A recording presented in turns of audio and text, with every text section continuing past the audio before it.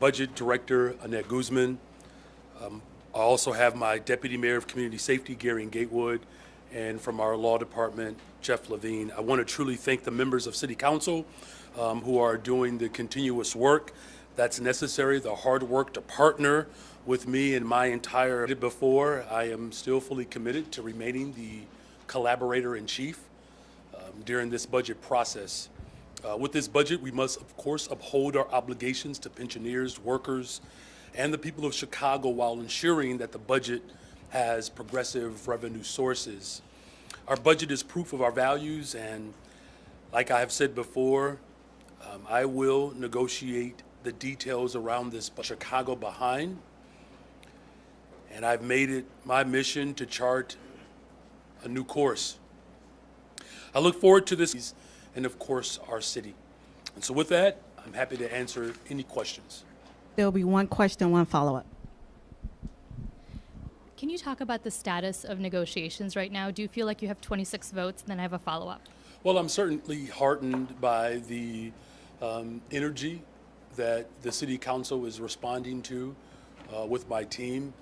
As I've said from the very beginning, the proposal that we've put forward that invests in youth employment and workforce, investing in mental and behavioral health, building more affordable homes, making sure that our community safety plan for the city of Chicago is still implemented and executed with precision and with justice.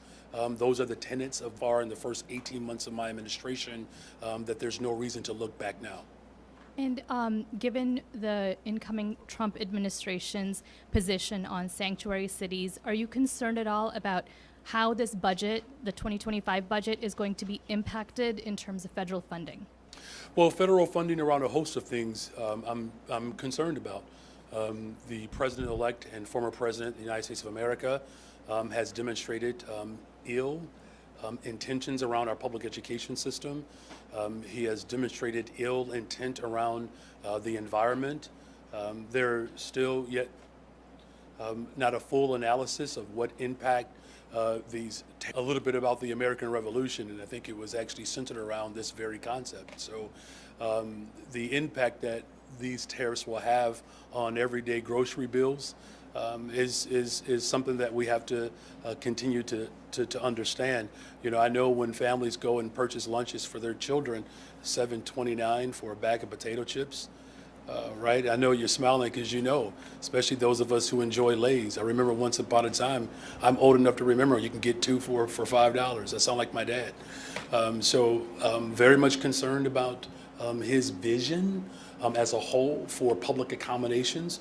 But again, our values are still very much in line with the people of this city, and we're going to stand up and fight to protect the interests of working people. Oh, well, look, I mean,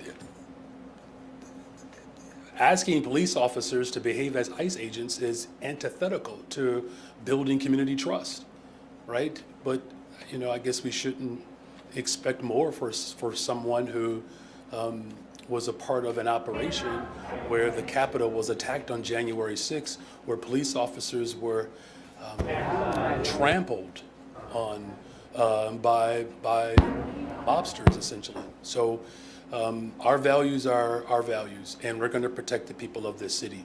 Families who rely upon public education, families who want to see justice administered as it relates to the environment, and families who certainly do not want to see police officers sworn to behave as federal agents. That is not the spirit of who we are as a city. Hi, Mayor. Hi. Speaking of Donald Trump, can you talk about how you plan to approach communicating with the White House? Have you been in touch with him? Have you, do you have a game plan for communicating and trying to ease any tensions that appear to be happening right now?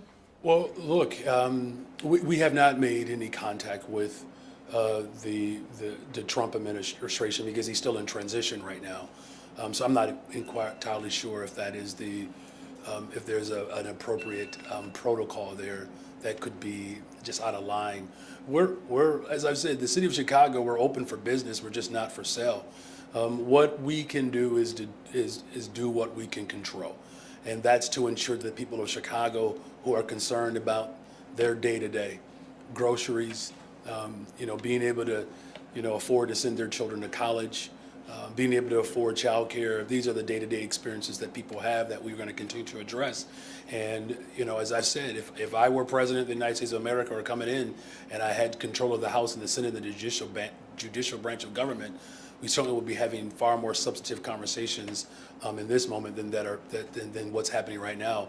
As I said, I just hope he doesn't waste this opportunity and waste his power on menial dynamics that do not provide the type of substantive transformation that the people of this country want.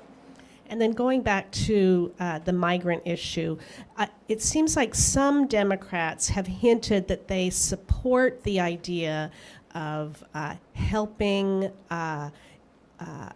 address immigrants who may have committed a crime. Is that like a line, is that something that the city is willing to work with? Well, look, there's no secret here. I've said this repeatedly, that we need immigration reform policies, substantive, transformational policy shift and change. The incoming Congress has an opportunity to do what the current Congress has refused to do, though there's still time. There is a bipartisan, comprehensive immigration bill that could still be passed in the House. There's rhetoric and presentation, and then there's actually doing the work. What we need to do in this moment is to have real comprehensive immigration reform policy so that the tensions, as you've described, that may exist can be alleviated. There's a difference between, I want to be very clear though here, that we're talking about asylum seekers though. Remember, there were 30,000 Ukrainians that came into the city of Chicago. 30,000. That is still currently larger than the asylum seekers that were coming from Central and South America. So, of course, I still continue to beg the question. If people are concerned about those seeking asylum, this sort of vitriol reaction to what was happening at the border did not play out as it related to those who were seeking asylum from Ukraine. And I'm saying they should have been granted asylum. And so there's a great deal of debate that's happening around immigration reform, but there's also misinformation that's being propagated on purpose. And I'm going to always keep it 100 with the people of Chicago, that there is an opportunity for us to have real comprehensive immigration reform policy that addresses the concerns that people have along the border, making sure that we have patrol officers, making sure that there are more judges that can help move asylum cases faster, making sure that we have a process by which individuals who are waiting to be heard and seen before a court, who've been seeking their status in this country for 20 plus years, that there is actual an ability to address those measures. That's the serious nature that I hope that the president-elect, the former president, takes on, and not find himself in a constant petulant state. That's just that kind of cycle is akin to one great philosopher, George S. Counts, where people are more interested in the sound of a rattle and being appeased by rattle and noise, and not actually addressing the key issue. George S. Counts, you should look him up. Hi, Mayor. Hey. The CPS board is set to have a meeting before its regular meeting on Wednesday. They're going to have an executive session. Do you expect they will address Pedro Martinez? What I expect them to do is to address the transformation of the school district. That's what's most important here. As I said, I don't, get into, conversations around individual positions or personnel matters. I've made a commitment to transform our school district. As the first mayor in the history of Chicago to have been a public school teacher, sending my children to the public schools, parents want small class sizes. Parents want libraries and librarians. They want psychiatrists and psychologists. They want social workers and counselors. They want after-school programs that enrich a child's development. That's what I fully expect this board to continue to do, is to move on my vision to make sure that every single child in this city has access to a fully funded neighborhood school. And my follow, Mayor, if someone of authority in your administration is harassing a subordinate, how would you expect that to be handled? Well, first of all, there's no tolerance for harassment, sexism, racism, misogyny, xenophobia. There's no tolerance for that. And, individuals who are accused of such, there is a process by which the city of Chicago engages those type of accusations and complaints, and I fully expect that process to be able to help us come to a conclusion. And in the event, if it's proven that there is a person in my administration that do not reflect the values of this city, the mitigation or consequence that comes with that, I fully expect the process to be able to deliver it. Hey, Mayor, how are you? I'm wonderful, thank you.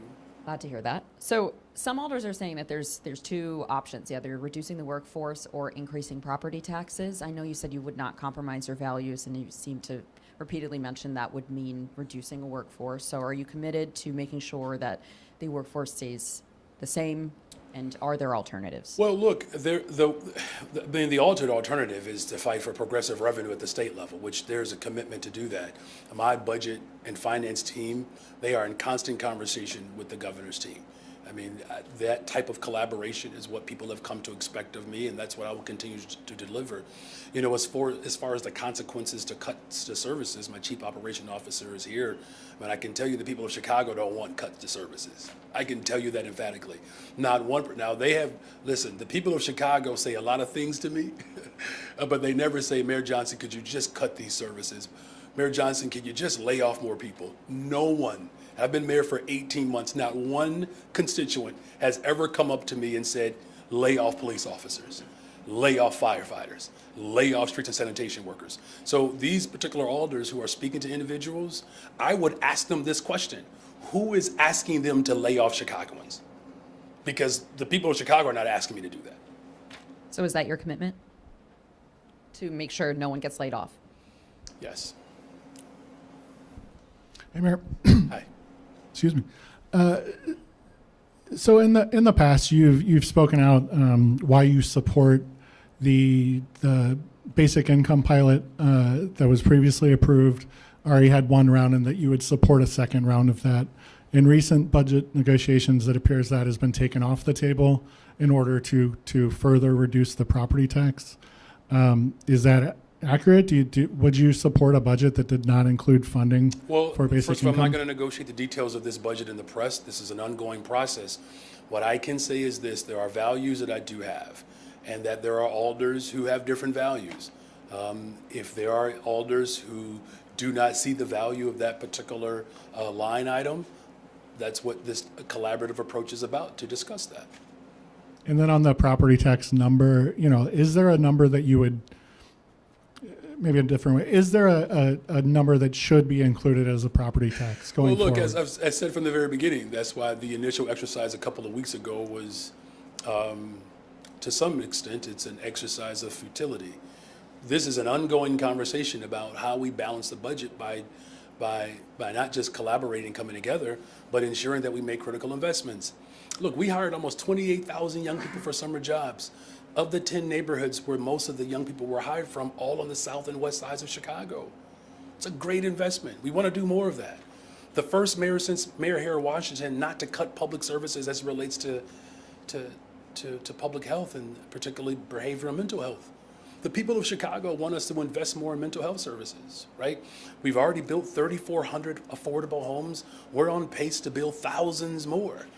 We're building opportunities for our young people to find their purpose in our community colleges. There's an opportunity for us to do yet another project so that young people in this city can actually find their purpose in the trades, and having a community college campus that is dedicated to that type of opportunity is one that I'm committed, especially because, my Chief Operations Officer, John, can speak to this, $20 billion of new investments coming to the city of Chicago.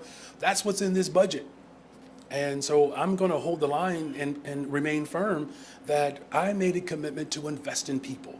And that's exactly what I purpose to do, and that's what I will continue to do, to invest in people, particularly in neighborhoods that have historically been neglected, marginalized, and quite frankly dismissed.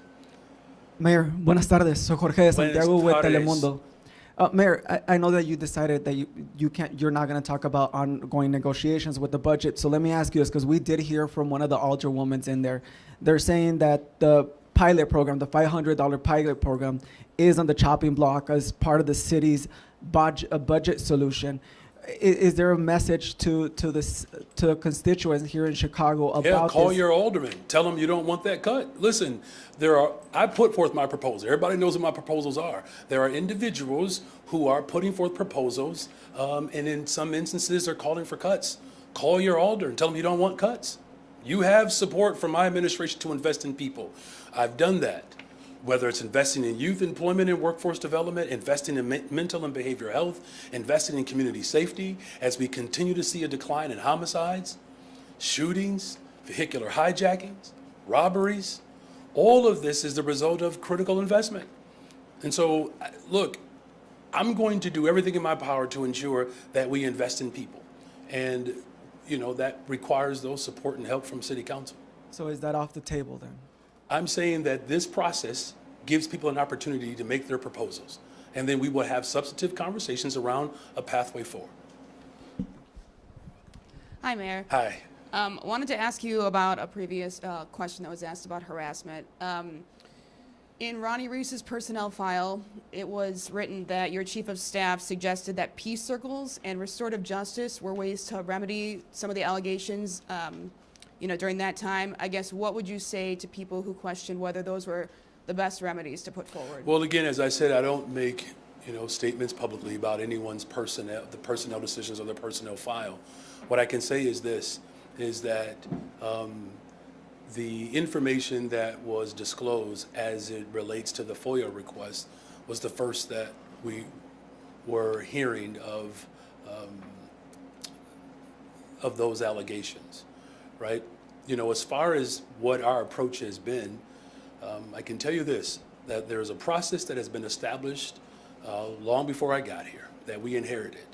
And, in this particular instance, it is very clear that the system that I inherited established a process that did not provide full disclosure of everything that was in that personnel file until there was a FOIA request. Our commitment in my administration is to make sure that there's a healthy working environment for anyone and everyone. That's what our commitment will remain as such. And we are doing everything within our power to ensure that there's a collaborative approach and a healthy work environment. But I guess my question is, those are some of the remedies that were supposedly brought up. Supposedly? According to the personnel file, Okay. are those things that are, used frequently within your administration? What I can say is this, there's not a tolerance in our administration for misogyny, racism, sexism, anti-Semitism, anti-blackness, anti-immigrant, no tolerance. And we're going to continue to foster an environment whereas people have experiences, whether it's in the mayor's office or anywhere else in the city of Chicago, that there is a safe space where these concerns can be brought to light, and that we're going to continue to work to ensure that the people of this city and the people who serve this city have healthy, strong working environments where they feel safe. Good afternoon, Mayor. Yes, it is. Yes, it Activists is. and aldermen are calling on you to put forward $1 million for the municipal sidewalk plowing program in your in the 2025 budget. Is that something that you will do? Well, look, again, I won't negotiate the details of this budget in public, but no one is, it's not a secret of my stance on plowing the sidewalks. And, our policy team engaged with many of the community organizers, and we're grateful. Alderman LaSpada has been very much zeroed in on this and very much focused. Those conversations are ongoing. I've said it from the very beginning, I do support the effort to plow the sidewalks, and it's I believe, an opportunity for us to grow our operations and services in the city. It is certainly antithetical to what some people are proposing, which is more cuts to city services. So these are the dynamics that we're dealing with. We're having people who do not want to see services as they are to be maintained, not to mention their disdain towards a new service. But we'll continue to have those conversations out loud, and I'm really grateful for the leadership of Alderman LaSpada. Is there a reason that $1 million wasn't included in the original proposal you put forward? Well, look, It's a proposal. There's ongoing conversations. I've made a commitment that plowing the sidewalks is an important part of. Proposal to cut staffing and services to 2020 inflation adjusted levels. Say they haven't heard from you in 11 days. Are you considering any parts of that proposal, and if so, which? First of all, is it a proposal? It's not a proposal. The suggestion. Okay. My team is available for any alder that wishes to have a conversation. We take every single consideration seriously. Those of you who have covered budget processes before, you have to admit this is the first of its kind.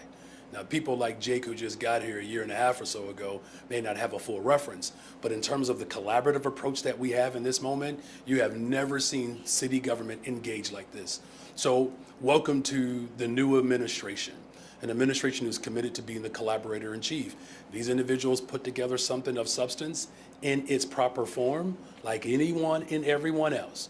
We will have a serious conversation about a proposal and not just suggestions. Okay, Alderman Debbie Silverstein said that the atmosphere and the culture of misogyny, xenophobia, and sexism extended beyond the press office into your larger appointed staff. I asked her to be specific, and she wasn't. When you hear that allegation, do you feel like there's any substance behind it? Well, look, my values are front and center. Everybody knows I lead with my values. Whether it's anti-blackness, anti-Semitism, sexism, misogyny, any of those forms of wickedness do not have a place anywhere in our society.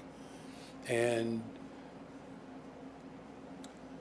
I know what government and corporations have, how they have behaved over the course of decades. And it is incumbent upon this generation to chart a new course and to course correct. And, you know, we're growing up in a time period in which that type of leadership is needed. But I can tell you, it's not without sin. And for black families who have been pushed out of their communities, that's anti-blackness. And Jewish families who don't feel safe in their own communities and are being threatened because of their religious beliefs, you do. So I'm going to continue to work to make sure that whether it's misogyny, xenophobia, anti-blackness, anti-Semitism, not only does it not have a place in my administration, it doesn't have a place in our society. And that's the work that we get to do together. I'm not about Ronnie Reese. Has your administration, or have you directed anyone in your administration to put forth memos that would make it absolutely clear to everybody, in case it wasn't clear already, that this, is there any additional training, if you will, that is reinforcing what you're telling us now? Well, look, what I can say clearly, and I want to pass it over to Jeff Levine here, that there is a process that I inherited.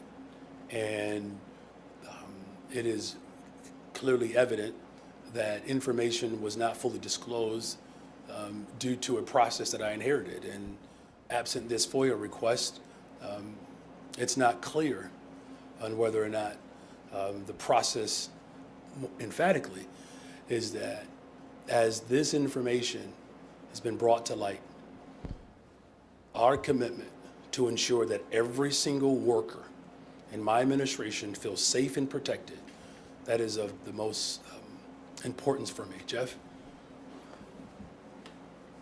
Thank you, Mayor. Good afternoon. To your question, the city has very clear processes in place from the human resources standpoint to guard against and to prohibit the kind of updating and improvement. Thank you. And just following up on the budget, in talking to your budget committee chair, Jason Irvin, you said earlier today that the current plan is looking at going ahead with CPI for the property tax. Is taking CPI a way to make it easier for aldermen to, hey, this is the ordinance, give them cover, if you will, to support the property tax increase that you believe may be necessary to pass the budget? Well, look, I don't know if there's any alder that's feeling that anything that we do in this moment is going to make life easier for them. What I can say, though, is this, is that we have made a commitment, my administration, to pensioners and to workers. Work is to have real progressive revenue at the state level. Whatever we do in this particular budget cycle, we're going to have to do more statewide. And it's not limited to the state of Illinois. This is a dynamic that exists all over the country. And so that's why I said, by the way, Chase Redwinko has joined us, our city's comptroller. Our finance and budget team, they are rolling up their sleeves, working hard every single day. Not every single day with the governor's team, but every single day on this budget, but on a regular basis with the governor's team. Congressional leaders, this is an ongoing dynamic that really requires progressive, bold leadership in this moment. And so that work continues. And again, I think the question that you're raising around what makes something more palatable or easier, I'm easy, regardless of what the amount is and what we ultimately settle on. Hi, Mr. Mayor. How are you? I'm doing wonderful, thank you. Good, good. So this is my first question. D-Day on this budget is coming very soon, in less than 30 days. We need to have something technically resolved. Right now, though, we have a very large hole, as far as I know, and we also have a lot of people who are not on the same page about what needs to be in this budget. With that said, how confident are you that we will have a budget that works for all Chicagoans by December 31st? On a scale of 1 to 10, where would you say you are? Well, look, first of all, my confidence is not based upon a scale. Either it is or it isn't, right? That's the lane that I work in. And right now, what is happening is very comprehensive, collaborative approach to closing this large hole that you speak of. But let me just say one thing to that, though. We forecasted $1 billion. It was just under $1 billion. We have closed the gap significantly, right? And so the fact that we're still here and we're still standing, this gives all the impression in the world that what isn't today, we live to work for it tomorrow to make sure that it is. So you're confident? I'm saying that either it is or it isn't. And it we're is. gonna Tap in on. You talked about some crime statistics. Yeah, And yeah. and you said crime was essentially down. And I wanted to know if you believe that you've gotten adequate credit for that. Oh. And then I want to know why or why not in terms of. Well, I guess the one benefit of being mayor of the city of Chicago is that, you don't have to do this work by yourself. This is not just about, Mayor Johnson. I'm no one's superhero, you all. I am flesh and blood like everyone else. What I can say, though, is that any loss of life is too much. I did make a promise to hire 200 more detectives. We're going to accomplish that by the end of this year. We're going to have 3 brand new helicopters. We have a stronger staff ratio. Those are things that I've talked about and ran on between sergeant supervision and rank and file members. We're creating better opportunities and spaces for our women and men who serve our city to receive mental health support. One of the reasons why I was so adamant about extending the CARES program was so that police officers and firefighters would not have to show up to crises that are behavior and mental health. Then that frees them up to actually respond to some of the other violence that unfortunately happens in our city. So, do I feel positive working alongside of my deputy mayor, Gary Gatewood, and our police superintendent between the time I got in office, where homicides and shootings have gone down, and we've turned around our robberies in this city. I believe, Gary, and if I'm not mistaken, before we implemented our robbery strategy, we were in the positive. Right. So we're down, thank you, we're down 1,600 robberies since we implemented that plan just a little bit over 6 months ago. So there's good work that's being done, but it's a work that will decline in certain parts of Austin, a 57% decline overall in violence. And the Austin neighborhood was the largest number, where the largest number of young people were hired from. I believe all that works together, youth employment, making these critical investments, which is putting us on a pace to have a better, stronger, safer Chicago. But thank you. Mr. Mayor, before I get into my director and his issues, that your press office is named after someone, former journalist, who I witnessed harassed the bejesus out of who is now one of the lead political reporters for the Sun-Times, Northwestern. And that went on until I put an end to it by asking that person what that other person's cleavage in front of them and in back of them had to do with what they were there for, which was to mentor me as a journalist. So getting into my question, my first question, a lot of people are refuting the budget chair's disagreement that people are not getting, simultaneously getting. So that leads them to ask, where is this money going to for, let's say, the liquor tax increase, which is a problem for people in the nightlife community, or business community, as you call them, as part of your arts, that's being specified. Okay, so your question is, where are the dollars going specifically? Yeah, from those kinds of things. Okay, I will pass it over to my budget director, though, again, we are not. Well, they want specificity, but I'll let you all answer it. Go ahead. Yeah, so thank you for the question. This is a simple math question, right? There's $1 billion budget gap for the city of Chicago. That is our existing services that we provide to the city of Chicago residents, business owners, and so forth. When we came forth with our budget proposal with the $300 million property tax, it was to make sure that we maintain services and not reduce the number of services provided to the city of Chicago, whether that's garbage, whether that's tree trimming, whatever, police services or whatnot. When that was rejected by City Council, the conversations that we've been having with members of City Council is how do you now fill that plug to actually provide those same services and not have to reduce?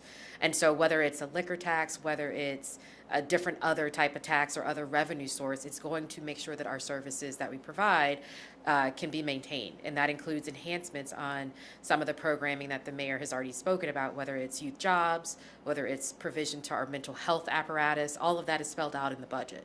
One thing you won't find in the budget is continued services for the new arrivals mission, which will be ending this year. And in follow-up, can any of those dollars go for providing services that have been denied for decades? For example, in the 21st Ward, there are a lot of streets that are a sinkhole waiting to happen. So I'm going to pass it back to my budget director as well as my chief operations officer. Yeah, thank you. That's another great question. And so infrastructure is what I think you are really focused on. Our infrastructure is actually budgeted through our capital plan, which is a separate budget for the city of Chicago. And we put out a 5-year plan every single year that reflects all of the infrastructure work that the city will be focused on, whether it's through our water department. We work with each of our departments to understand where the critical infrastructure needs are. There is way more infrastructure needs in this city than bond dollars or other infrastructure dollars that the city has, but that's how that is actually budgeted, and that's how those things get done every single year. Not through the budget that's currently being debated by City Council, but by our 5-year capital plan. No, that's a good answer. Okay. All right, take it up. Thank you. Thank you for that. Mayor Johnson, your approval ratings are at an historic low. The recent 50-0 vote on your property tax, your $300 million property tax increase, suggests that you've lost control of the Chicago City Council. Chicagoans on the street are telling me that your liquor tax is nothing more than a tax on the working man. At what point will you put Chicago first? At what point will you shift to putting Chicagoans ahead of migrants? Well, as I've said from the very beginning, it's always been a part of my value system to invest in people.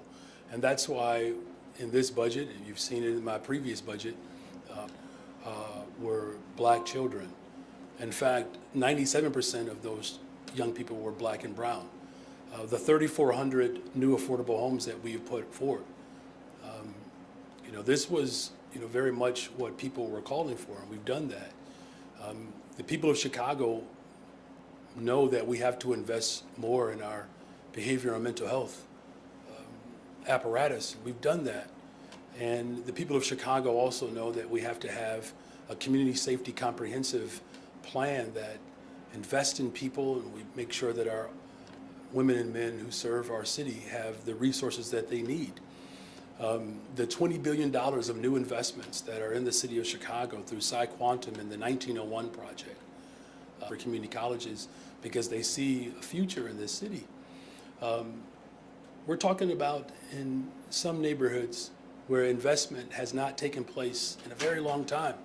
I can tell you along Madison Street, there are 68, and there are hundreds of millions of dollars of new investments along the Madison Street corridor that includes expanding the campus at Malcolm X. I mean, these are things that previous administrations just refused to do.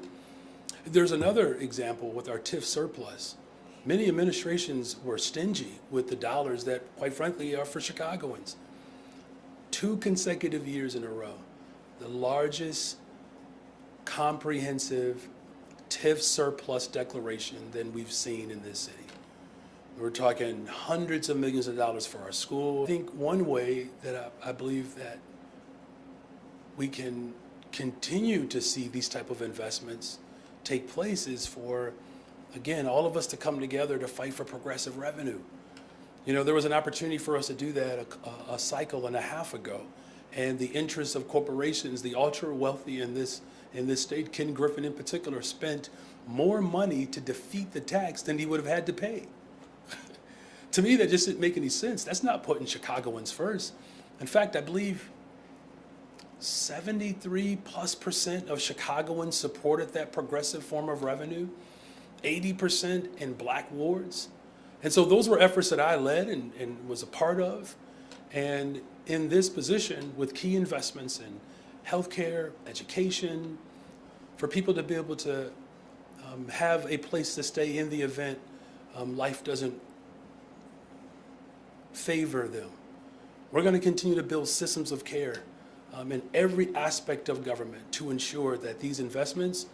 Real Chicagoans tell me that after they attended the Christmas tree lighting ceremony that was disrupted by hundreds of violent youth, and a woman was shot in the doorway of Macy's, they tell me that the hundreds of millions of dollars are not working, and perhaps consider listening to law enforcement and other voices.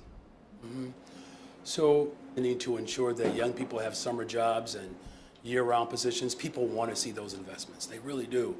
And furthermore, the people of Chicago appreciate the fact that we have 200 detectives, more than we had prior.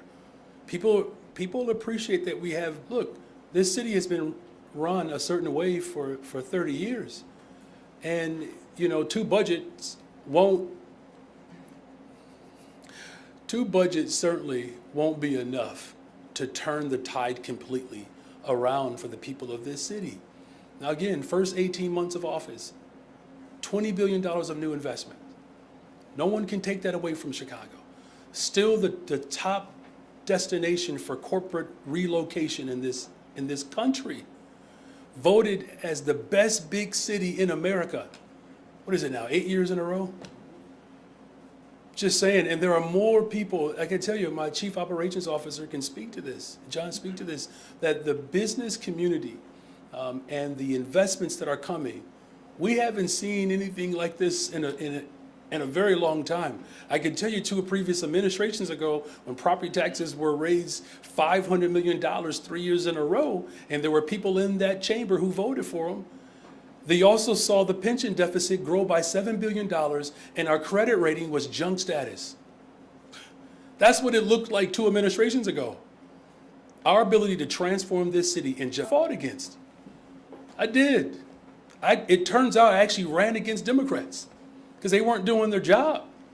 I took arrest outside of the elevators on this first floor when 2 administrations ago was shutting down schools in black communities. And so in 18 months, the decades of decay won't necessarily get eradicated in the first 18 months. But I can tell you one thing for sure, we will eradicate it though. Hi, Mayor. Hi. 2 weeks ago, you told us that you had floated a $150 million property tax. Now you're saying that you won't negotiate specifics of the budget deal. Why the change in strategy? Well, let me just clarify. It's not that I won't negotiate those specifics. In public, I I'm meant. saying in public because it was clear that I made that public presentation. It is my preference of how I deliver information, because the moment you start talking about supposals or suggestions, then this is my opinion. I don't mean this in a condescending way. This is just my opinion, that once you start to move and float different possibilities without something actually being in writing, that causes that much more confusion to the people of the city. It's why I think one of your colleagues asked earlier about a group of alders who, that's just the normal course of how government engages. You mentioned that this is sort of a new budget system that we haven't, us I'm old trying to timers. remain positive, yes. Yeah, us old timers hadn't seen before. I don't think I said old timers, but okay. It's okay. I'll accept it. I'll wear that jacket. When the people of Chicago look at this process and are maybe feeling nervous or concerned that there won't be a budget in 29 days, what do you say to them, and how do you address concerns that there's problems governing the city? Wow. Well, the reason why I can handle it is because I'm not doing it by myself. I mean, you see Annette and Chase, but there are entire floors of individuals who are working every single day on this budget. You know, it's a side of the city that their neighbors work in this building. And what is it, the 5th floor, 6th floor, 7th floor? There are people who are working every single day tirelessly to put together. Just say something. I'm going to reveal something that some folks may not appreciate this, but I'm just going to tell people the truth here. There are alders who never had conversations with previous mayors. Never. And has told me as such. There are alders in this building who have been here longer than me, who were never invited to the 5th floor. All I'm simply saying is this: listen, I get the noise around my administration. I'm doing it differently. And I know it feels a certain way, but I'm doing it better. I am. I know for sure, because as an organizer, we single alder who wishes to engage. And there are entire floors of hardworking Chicagoans who are dedicated to this process. We can handle it because we're Chicago. We'll have a balanced budget that invests in people. So y'all hear that? 6th floor, 7th floor. All right. Hey, Mayor. Hey. On the budget, with the property tax hike closer to the CPI and changes to consent decree positions, the liquor tax, and the state's prepaid phone tax, there seems to be a new gap since your last proposal, well over $100 million. What is one aldermanic recommendation that you think is a good idea, or one proposal that you back? Well, look. First of all, thank you for that question. And you know, I'll pass it to my budget director. She wants to add some context to what I'm going to say. Is that, remember, I put together a subcommittee for revenue. It's the first that's ever existed. And, you know, there's, you know, some pushback, but I believe what Alderman Will Hall is putting forward, there's value there. And there's around a host of things. I can say this, I believe it's actually in an official proposal with Irvin and Hatton. So with Irvin and Hatton, I know both of them have worked together around this bag tax. That's something that they have to continue to have a conversation with their colleagues about. But here's the thing that's most important to me. It's not just about a single proposal. It's about the overall vision for the city. Now, again, I get it. I mean, people want to know some of these specifics about which tax you're going to do, what you're not going to do. Here's the thing that's most important: a balanced budget that invests in people. And that, I want us to stay focused there. And again, I think this process that people are experiencing right now, it's a new form of democracy that people have not, you know, had the ability to do right here in this building. I'm not just talking about the people of the city, and as your colleague Heather was expressing, is that we're talking about elected individuals who were not privy to the budget director. Madam Budget Director, anything else you want to add to that? No, I think the only thing I'll add is I know that there's this desire to want to skip to the end of the book before the book happens. We're in the midst of negotiations with alders. We're in the midst of hearing their ideas. We're in the midst of running numbers based on what they're asking us. We're in the midst of helping them understand the dynamics of the revenue sources that they're putting forth. We got to let that process play out and let the numbers play out. And once we have a package that is collectively put together with not only our voice but our alders, that's what will be released. But let's not skip ahead in the chapters. And a follow-up for Budget Director Guzman. How much will the change to the state's prepaid phone tax cost the city? So within the budget, so based on the proposal that we put forth, it's about $10 million within the corporate fund and about $27 million within the emergency communications fund. Good afternoon, Mayor. Good afternoon. Aldermen are discussing efforts to audit and put guardrails on how the do not hire list has been used during your term. Do you agree that your administration should take accountability for how it was used against staffers who complained about Ronnie Reese and other bosses? Jeff? Thank you. Yes, as the Department of Human Resources has a detailed and comprehensive policy that governs placement on the do not hire list, that governs removal from that list, that governs a process whereby new information can be provided and received and considered, and whereby appeals can be made from decisions of the city. And that process and that policy is currently playing itself out. And I think it is comprehensive and covers a variety of situations. And Mayor, I understand what you're saying about not learning about the complaints against Ronnie Reese until this recent FOIA, but why was the first batch of complaints filed in summer 2023 and that we reported on in January not enough for your administration to look into his behavior? Every single employee has constant review. Every employee does. There are regular check-ins that happen to gain better understanding of what's working in departments and what's not working in departments. As I've said repeatedly, we don't discuss personnel matters publicly, and the work that my administration is doing and will continue to do to ensure safe, healthy working environments that reflect my values, that I will continue to do. And good afternoon, Mayor. Good afternoon. Maybe some older old timers. Like you started, Heather. Take things for granted because none of us has ever seen a case where the city council and the mayor didn't eventually come up with a budget. However, people more and more are asking questions about what if there's a shutdown.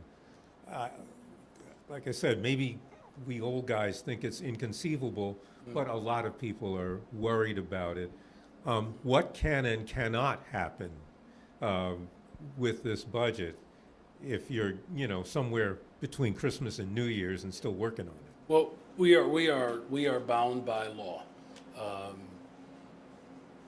and my portion of that assignment is to present a balanced budget. I will do that. The city council has a responsibility to pass the budget. And I get what you're asking. You're asking, what if they don't do their job, right? And here is why this moment is so crucial. It's why I'm doing everything in my power to demonstrate a collaborative approach that they have longed for that have never received. And so we've seen budgets pass in this city under tremendous duress without any real engagement as a whole. And like in any scenario, this is new for people. There are individuals who have not had voice, who have voice now. As my wife tells me, as we describe this sort of unprecedented moment, she says, honey, you are inspiring people. That's what's happening. And so on behalf of the First Lady of the city, I'm going to continue to inspire people to show up, to engage. And, we can get you a further response around the constitutionality around in the event. But I want the people of Chicago to know that this is just a representation of the dozens and dozens and dozens of workers in this building who are ensuring that reflects our values, investing in workforce and youth employment, investing in building more affordable homes, investing in behavioral and mental health services, making sure that our school district is fully supported and ran. That's my commitment, making sure that we have safe, vibrant communities. So at least they know I'm coming to work every day. And that's the way my father raised me, by the way. And for the record, I would like a collaborator-in-chief, because you heard some comments at the public hearing today mentioning ShotSpotter, and you know there's a majority of the alders who have said that they want it to stay in some form. Is there any wiggle room in the collaboration for that? There's a lot of wiggle room. In fact, Greg, I'm the first person to actually open up a process for technology. I can tell you, and you can ask anyone who has been here before, when ShotSpotter was brought on the scene, does anybody in this room, young people who may have Googled and knew about this stuff in 2016, because I do not want to be accused of what you all have accused me of, but no, I mean, can anybody in this room honestly say that there was substantive debate around ShotSpotter? The answer is no. It showed up, and around how ShotSpotter was administered is far more severe than what's being reported. There are places in this city, quite frankly, that could benefit from technology, and it doesn't exist in those particular areas.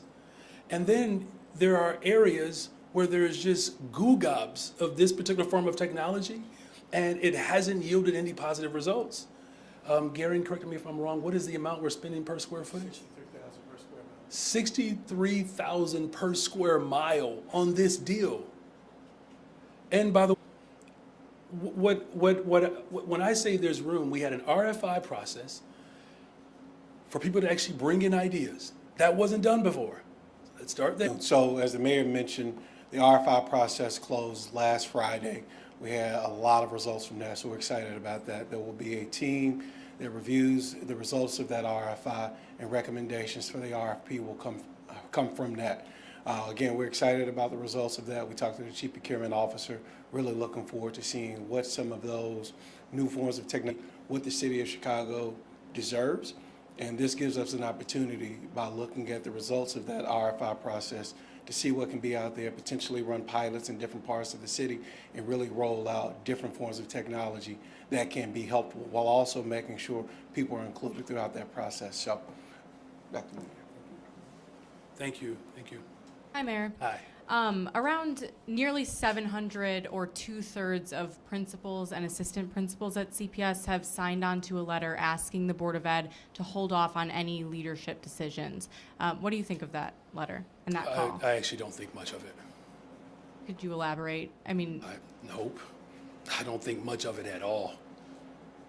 in terms of how you're weighing the concerns of Is this your follow-up question? Be careful, because I've already answered it. I'm just saying, if you do it again, I'm gonna count that as your follow-up question. All right. My follow-up question is it still your wish to replace CPS CEO Pedro Martinez? So what And wish when are is you the last speaking of, time though? What wish are you speaking of? To Have I replace- ever wished that before? Our outlets have reported on steps your administration has taken to replace CPS CEO Pedro Such Martinez. as? Which steps? Asking him to resign. So you heard me ask him to resign? We've reported on it based on sources. Yeah. Have you heard me ask him to resign? Okay, all right, so here's what I'll My do. It's question okay. is, do you All right. still wish to replace CPS Have CEO? I ever? Is it still your wish to replace? What do you mean, still my wish? You're making an assumption here respectfully, okay? So if you ask it right, I'll answer it. When is the last time you've met with CPS CEO Pedro I Martinez? can answer that one-on-one? question. So a couple of weeks ago, we had a conversation with the CEO and parents who would be or could be impacted by school actions, and coming up with a district response so that these families who are experiencing a great deal of fear right now, that we can alleviate that. As you know, I do not discuss personnel issues. I do not mean to take you through an unnecessary exercise. I'm just simply want to accept this frame or assertion that I've done something that I have never expressed out loud because I don't discuss personnel issues. Here's what my priority is. It's the children of this school district. I really wish it could come down to one person. I do. Because if it come down to one person, I would ask a parent in this city what they actually want. And I know if I were to ask a parent, they would say what this parent says. Class sizes that are manageable, extracurricular activities, the full force and the broad curriculum so that children can experience their greatness. That's what this is about. Look, I get it. People want to have political discussions about someone's individual's job. My responsibility are the hundreds of thousands of families that are counting on me to deliver on what parents in this city have longed for. And that's a school district that loves our children and sees them and doesn't count them out, where other administrations have purportedly have done that. I'm not going to do that. Hi, Mayor. I A November memo that was outlining your former comms director's termination noted at the time the mayor's office did not want to place Ronnie Reese on the do not hire list. Has your office reconsidered that decision, all given the nature of the complaints? So again, thank you for that question. I don't discuss personnel issues as Jeff has expressed as part of our law department, is that there is a comprehensive criteria that is available for us for consideration of any employee who could be or not be on that list. And two former mayor's office staffers who had previously complained of mistreatment under Ronnie Reese, they were removed from the city's do not hire list on Friday. You know, can you shed any light on why their appeals took over a year from their termination to be decided on? And do you think that review process just needs to happen more quickly, more broadly? Well, look, I mean, in terms of review process in government, I don't think anybody's going to disagree that review processes, do take a considerable amount of time. And that's in every aspect of government, not to equate apples to oranges, but much like the cut the tape initiative, right? Where there's just processes that have unnecessary inhibitors, right? And so reviewing all of our processes in this city, that's something that our team does on an ongoing basis. And to the consideration of this one, like anything else, everything is always up for review. Thank you. And you said, Mayor, that this is a process you inherited in terms of reviewing these complaints. Although in the FOIA, your chief of staff had been aware of them for a long time. Are you satisfied with the way that she handled this, or your staff in general handled this? Well, again, just like myself and everyone else, the extent of which was disclosed in that file came out through FOIA. So it's not the case that all of the information was available to anyone in my administration. What I can say emphatically is this: we are committed to creating, and I say creating, healthy, safe working environments for all of our employees here. And I know for a long time in systems that has not always been the case. And we are committed to being the generation that brings about the type of substantive transformation to workspace. We're committed to that. And just to follow up, you and Ronnie go back several years. He's been with CTU. Are you surprised at these allegations? He's vehemently denied them. Do you believe him, or do you believe the allegations? Look, there are allegations that have been brought to an individual. I'm not in a position, and nor will I succumb to litigating anything that is ongoing publicly. What I can say is this: I can speak for Brandon Johnson, that I do not tolerate anti-Semitic, misogynistic, sexist, racist, xenophobia, anti-blackness, anti-immigrant behavior. I don't. That's not how I was raised. That is not attached to my faith. I'm raising 3 beautiful children in this city, my wife and I. We expect them to have not just tolerance for people, not just acceptance for people. We're talking about an appreciation for people. See, in the 90s, Jake, there was a term called tolerance, right? And to me, I think, You're absolutely right about that. This was like a time in which, when I was in high school and going into college, where people in the LGBTQ plus community could not come out. I mean, there was an entire term around family members living in the closet, right? And so I have witnessed in my lifetime incredible transformation and progress of how we treat people, how we treat one another. Now, look, I know sometimes people want us to fight just experiencing any type of bullying or anti-behavior that we as a society can come together and push back on it. It's why it was actually repulsive to hear some of the conversations, at the highest of levels during debates. That type of behavior feeds some of this behavior that unfortunately still shows up in our spaces. And so it's incumbent upon all of us to resist the degree in which people are trying to separate us, but it's also incumbent upon all of us to recognize what part we all play in ensuring